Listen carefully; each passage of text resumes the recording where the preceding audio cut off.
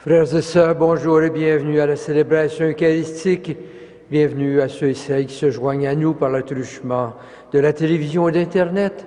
Où que nous soyons, nous sommes tous rassemblés au nom du Père et du Fils et du Saint-Esprit. Amen. La grâce de Jésus notre Seigneur, l'amour de Dieu le Père et la communion de l'Esprit Saint soient toujours avec vous. La messe de ce matin est offerte par Mme Francine Saint-Laurent pour le repos de l'âme de Mme Huguette Blanche Pichette. Au début de cette célébration, arrêtons-nous devant ce Dieu de miséricorde. Regardons nos vies à la lumière de son amour. Demandons pardon pour nos fautes. Seigneur Jésus, tu nous donnes cette loi de sagesse pour guider nos vies. Prends pitié de nous. Ô Christ, tu nous redis à quel point tu espères notre réponse à ton appel. Prends pitié de nous. Seigneur, tu agis avec nous pour que ton alliance et ta loi nouvelle produisent de bons fruits. Prends pitié de nous. Que Dieu Tout-Puissant nous fasse miséricorde, qu'il nous pardonne nos péchés et nous conduise à la vie éternelle. Prions le Seigneur. Seigneur, tu nous accordes ce temps de carême pour nous former à la vie avec le Christ et nous alimenter de ta parole. Que notre effort de pénitence nous obtienne la fidélité à te servir et le goût de te prier d'un même cœur, par Jésus le Christ, notre Seigneur, qui vit et règne avec toi, dans l'unité du Saint-Esprit pour les siècles des siècles.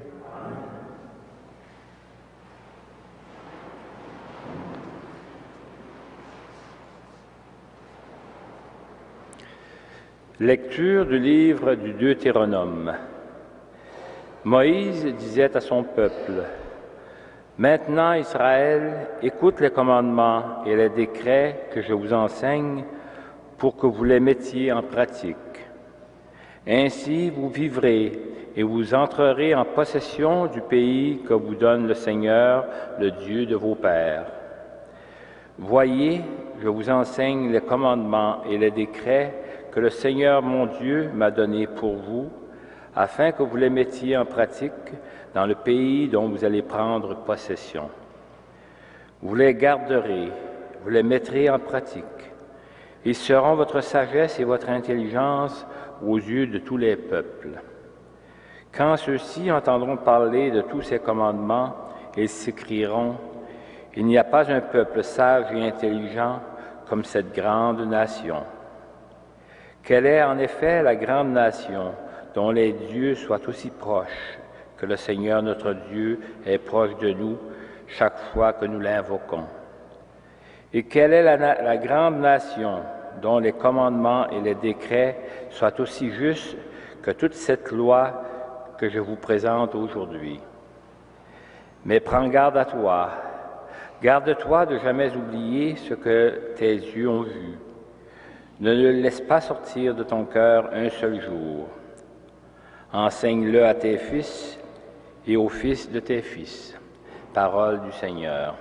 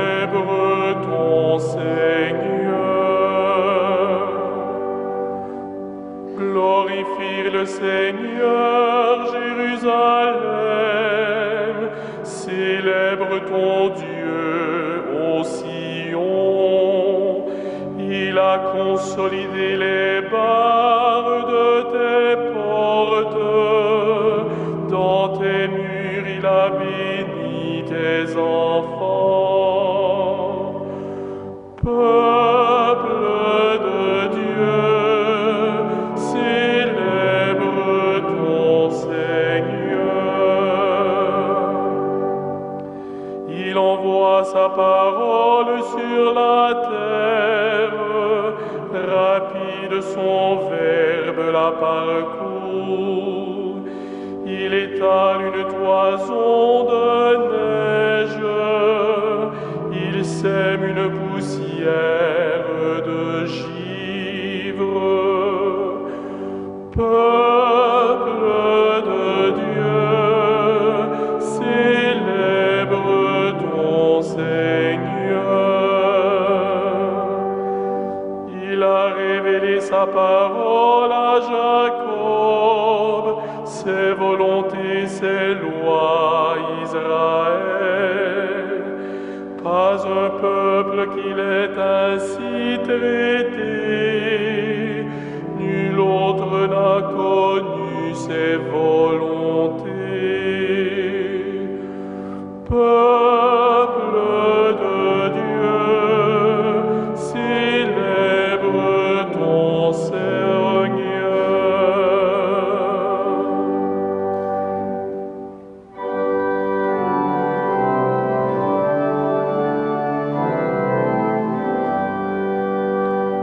Gloire et louange à toi, Seigneur Jésus. Tes paroles, Seigneur, sont pour nous l'esprit et la vie. Tu as les paroles de la vie éternelle. Gloire et louange à toi, Seigneur Jésus. Le Seigneur soit avec vous. Et avec votre esprit. Évangile de Jésus-Christ selon saint Matthieu. Comme les disciples s'étaient rassemblés autour de Jésus sur la montagne, il leur disait, « Ne pensez pas que je suis venu abolir la loi ou les prophètes. Je ne suis pas venu abolir, mais accomplir. Amen, je vous le dis, avant que le ciel et la terre disparaissent, pas une lettre, pas un seul petit trait ne disparaîtra de la loi, jusqu'à ce que tout se réalise. Donc celui qui rejettera un seul de ces plus petits commandements et qui enseignera aux hommes à faire ainsi sera déclaré le plus petit dans le royaume des cieux.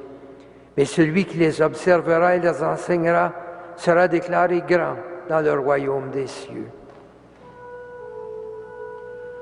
Acclamons la parole de Dieu. Louange à toi, Seigneur Jésus.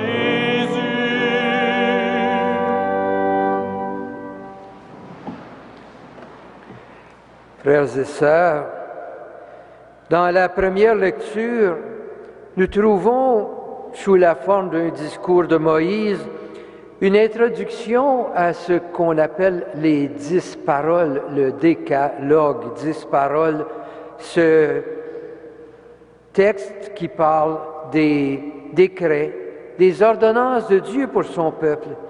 Mais le texte ne nous présente pas tellement comme des règles à respecter, mais comme une sagesse de vie. Ces paroles constituent le cœur de la sagesse et de l'intelligence que Dieu a communiqué à son peuple. Ces paroles, ces décrets, ces ordonnances sont un chemin de sagesse, une manière de vivre ensemble dans le respect de Dieu et dans le respect de l'autre. En voyant le peuple observer cette sagesse, les autres peuples se diront combien ce peuple est sage, quelle intelligence guide ce peuple. Voilà donc ce qu'est ce décalogue, ces 10 paroles, un rythme, une façon de vivre ensemble. Pour Jésus, cela signifie qu'il vient porter à la perfection ce qui était commencé dans l'Ancien Testament. Un thème important pour l'Évangile de Matthieu, qui accumule des citations de la Bible pour montrer que la vie de Jésus est en continuité avec le passé d'Israël. Matthieu, en particulier, revient constamment pour montrer comment Jésus est dans la continuité de cette loi, de ces 10 paroles, de cet enseignement, de cette sagesse. Mais il faut dire tout de suite que cette continuité n'exclut pas pour Jésus des nouveautés dans la façon de voir et de dire. Il y aura dans le même sermon une série de déclarations de Jésus commençant par la parole de Dieu vous a dit que, et moi je vous dis que. Donc j'interprète et j'approfondis la parole. Bien, moi je vous dis que. Il y a donc ce double aspect dans la vie et l'enseignement de Jésus, de la continuité et un approfondissement de la parole. La communauté chrétienne, après la résurrection, doit faire des choix difficiles par rapport à cette loi d'Israël. Comment la vivre dans notre communauté chrétienne?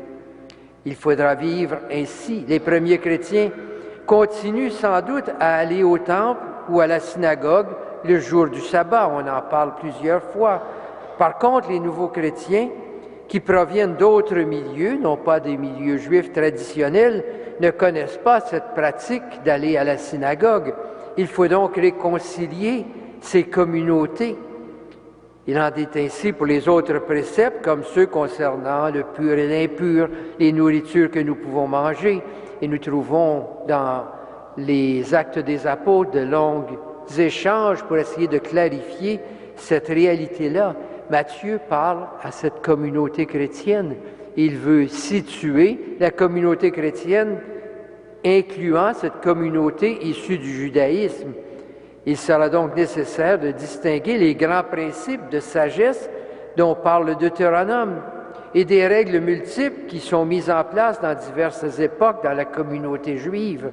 Et Jésus revient constamment sur les grands principes, sur la sagesse. Et de ces grands principes de sagesse, rien ne doit disparaître.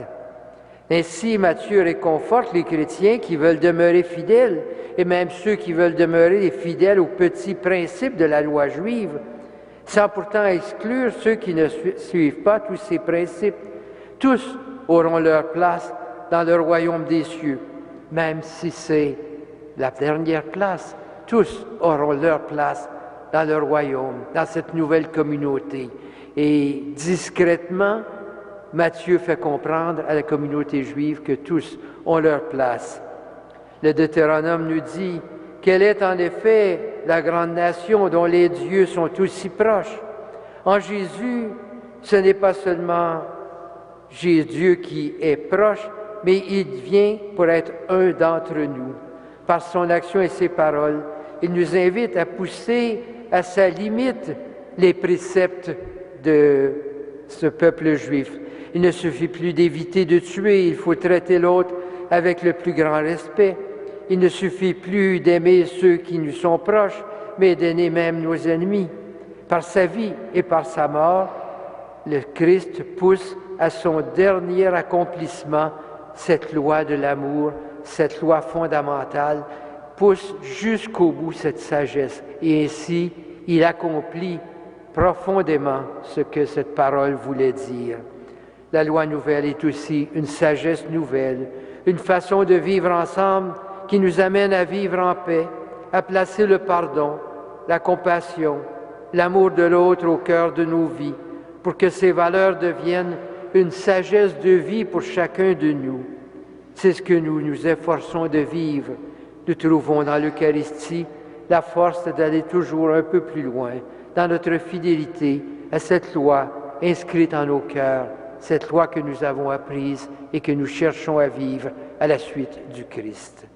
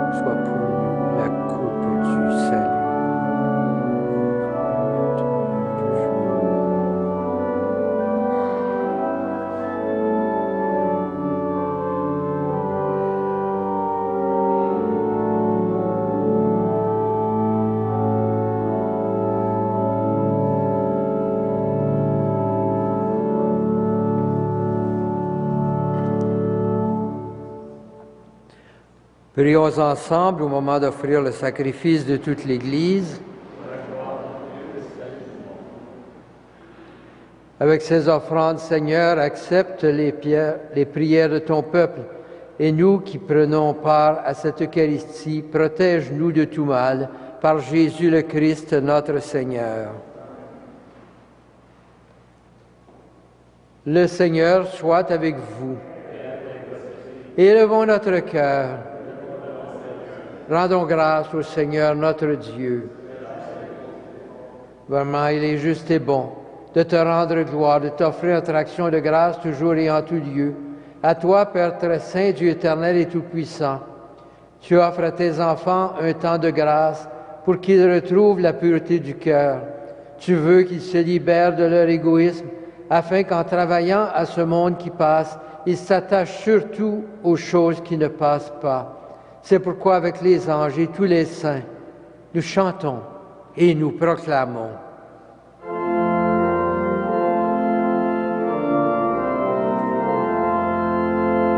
Saint, Saint, Saint le Seigneur Dieu de l'univers, le ciel et la terre sont remplis de ta gloire.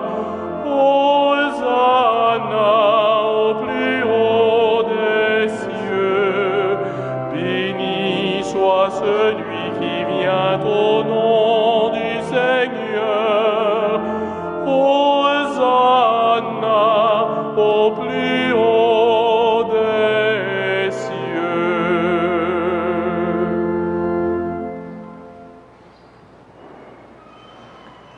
Toi qui es vraiment saint, toi qui es la source de toute sainteté, Seigneur, nous te prions. Sanctifie ces offrandes en répandant sur elles ton esprit, qu'elles deviennent pour nous le corps et le sang de Jésus, le Christ notre Seigneur. Au moment d'être livré et d'entrer librement dans sa passion, il prit le pain, il rendit grâce, il le rompit et le donna à ses disciples en disant, « Prenez et mangez-en tous, ceci est mon corps livré pour vous. »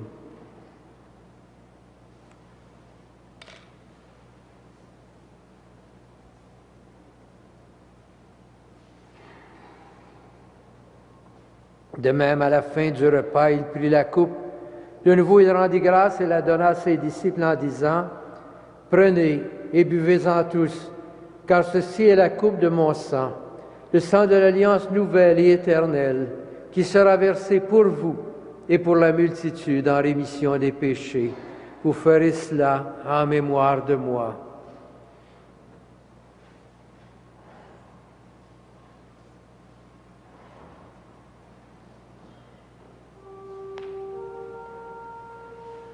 Il est grand le mystère de la foi.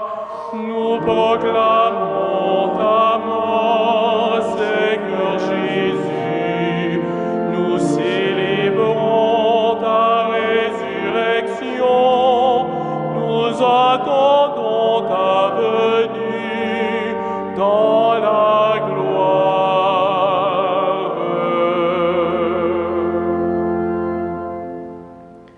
Faisant ici mémoire de la mort et de la résurrection de ton Fils, nous t'offrons, Seigneur, le pain de la vie et la coupe du salut, et nous te rendons grâce, car tu nous as choisis pour servir en ta présence.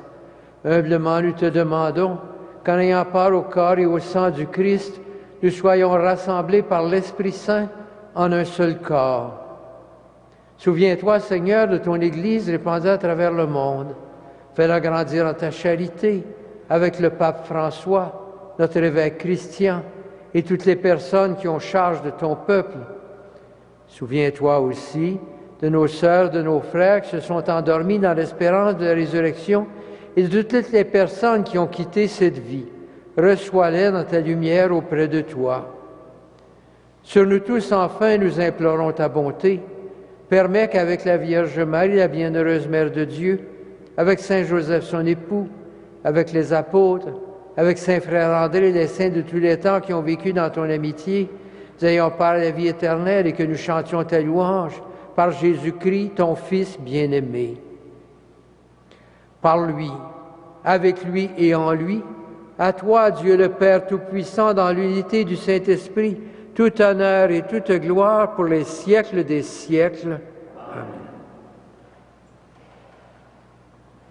Unis dans un même esprit, rassemblés autour de cette table du Seigneur, prions Dieu notre Père avec les paroles que Jésus nous a données. Notre Père qui es aux cieux, que ton nom soit sanctifié, que ton règne vienne, que ta volonté soit faite sur la terre comme au ciel. Donne-nous aujourd'hui notre pain de ce jour. Pardonne-nous nos offenses, comme nous pardonnons aussi à ceux qui nous ont offensés. Et ne nous soumets pas à la tentation, mais délivre-nous du mal. Délivre-nous de tout mal, Seigneur, et donne la paix à notre temps. Par ta miséricorde, libère-nous du péché. Rassure-nous devant les épreuves en cette vie où nous espérons le bonheur que tu promets et l'avènement de Jésus-Christ, notre Sauveur. Car c'est à toi qu'appartiennent le règne, la puissance et la gloire pour les siècles des siècles. Amen. Seigneur Jésus-Christ, tu as dit à tes apôtres, je vous laisse la paix, je vous donne ma paix. Ne regarde pas nos péchés, mais la foi de ton Église, pour que ta volonté s'accomplisse. Donne-lui toujours cette paix, conduis-la vers l'unité parfaite, toi qui règnes pour les siècles des siècles. Que la paix du Seigneur soit toujours avec vous.